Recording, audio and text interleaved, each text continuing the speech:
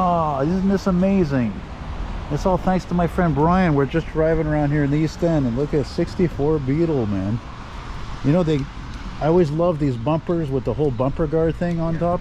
They stopped making those, I think, in '67 was the last year, and they didn't look as good after. The front fenders are more curved than I thought, eh? Like there's a lot of compound curves in there.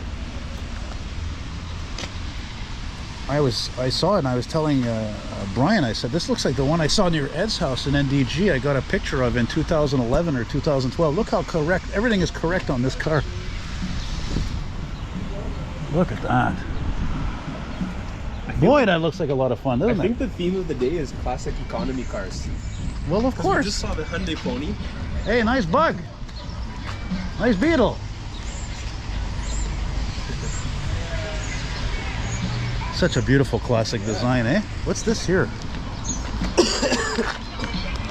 Where's that plate from? I don't know. Andorra.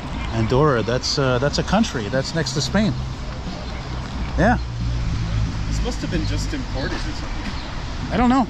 But it really looks like the one I got a picture of in the NDG years ago, but I'm not sure it was because that one had white rims. This one's got silver rims. Very similar gray color. Fantastic. Huh?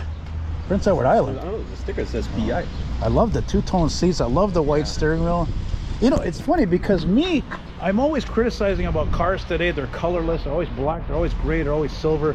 But I guarantee you, that's the original color. That's how they work. And that's exactly how they look for many years. This is like the same paint that Volkswagen probably painted their lathes and mills and all their tooling and stuff too. Like, hey, look, it's a product of World War II, you know? Yeah. And it's funny because I had a friend one time, he told me, he said, you know, it was Volkswagen that was like ordered by Hitler to build these cars. So it wasn't really like Volkswagen decided, you know, like they were dictated to. It was dictated, yeah. It's funny because it's a product of that time from this maniac, but on the other hand, it's the most successful car ever sold worldwide next to the Toyota Corolla.